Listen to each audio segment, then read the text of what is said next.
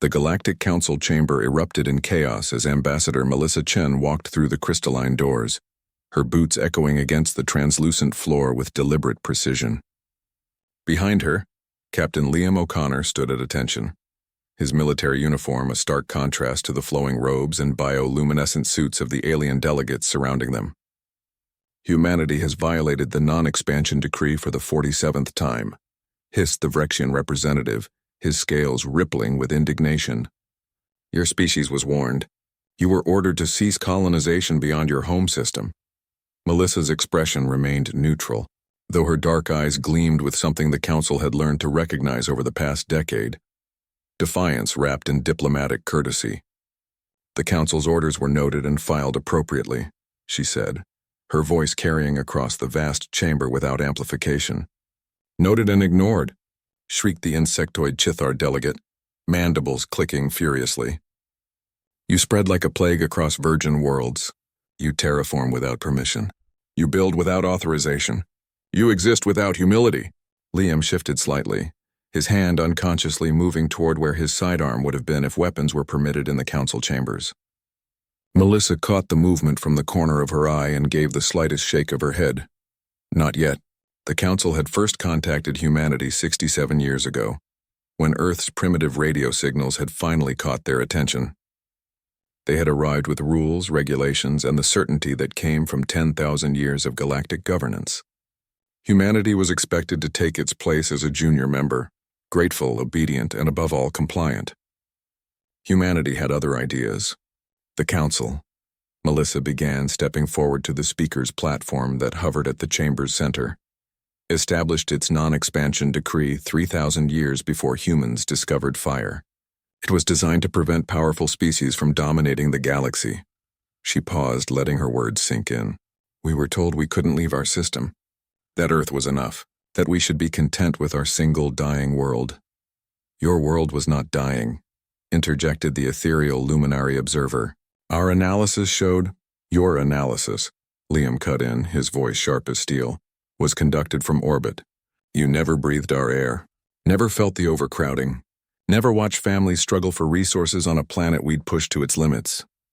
He took a step forward, his jaw set. We needed room to grow. We needed hope. You offered us neither.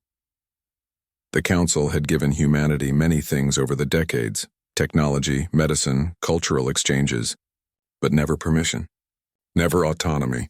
Never the simple acknowledgement that a species might know what it needed, better than bureaucrats sitting light years away. So humanity had done what humanity always did when faced with impossible odds and unreasonable restrictions. They'd smiled, nodded, and done exactly what they needed to survive. The first unauthorized colony ship had launched 15 years after first contact.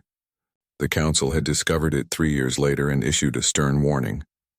The second wave of colony ships had been more carefully hidden. By the time the Council realized what was happening, 17 human worlds had been established across 6 systems. You will cease immediately, the Council chair declared, its form shifting between states of matter and agitation. You will dismantle your illegal colonies. You will submit to proper oversight, or you will face consequences. Melissa had heard this speech before, 7 times to be exact. Each time she'd returned to Earth, filed her report, and watched as humanity simply continued, building, growing, thriving. What consequences? She asked softly. The chamber fell silent. It was the question that should never be asked, the challenge that should never be issued. The Council's authority rested on the assumption of compliance. No one questioned the consequences because no one dared to face them. Economic sanctions, the Vrexian finally answered. Technological embargoes, quarantine. We've been under economic sanctions for 8 years, Melissa replied. We adapted. We innovated. We're stronger for it. She looked around the chamber, meeting the eyes and optical sensors and sensory organs of each delegate. You tried to keep us dependent on you. Instead, you taught us self-reliance. Then military action, growled the Vrexian, rising from his seat. The Council fleet will enforce compliance. Liam smiled then, and it was not a pleasant expression. Captain? Melissa said, giving him the floor. I think, Liam said, pulling a small holographic projector from his pocket, that the Council should check their sensors.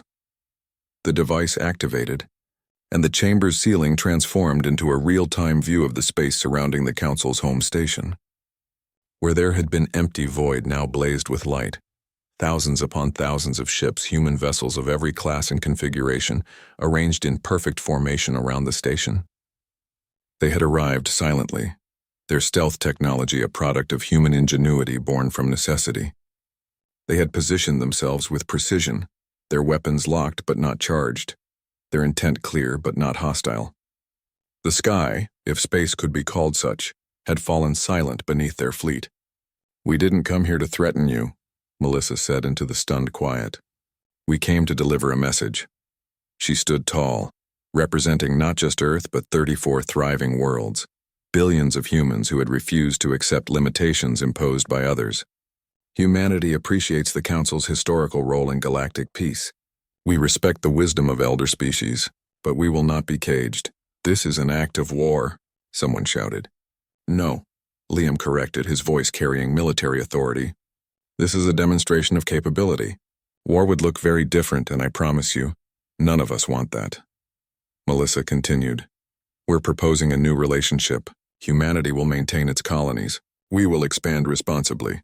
We will follow our own path." She paused. "In return, we offer partnership. Our innovation, our perspective, our strength when the galaxy needs it." The Council chair's form stabilized, solidifying into something almost humanoid. "And if we refuse? Then we proceed anyway," Melissa said simply. "The question isn't whether humanity will thrive. We've already proven we can do that despite every obstacle you've placed before us. The question is whether the Council wants humanity as an ally, or as an independent power that owes you nothing." In the end, the vote took 3 hours. The new treaty took 3 months to negotiate. But when Melissa and Liam returned to Earth, they brought with them something the Council had never granted before: recognition of humanity's right to determine its own destiny. And above the Council station, the fleet remained for exactly 1 week, a silent reminder that humanity had learned the galaxy's most important lesson. Sometimes the only way to earn respect is to show you no longer need permission. End.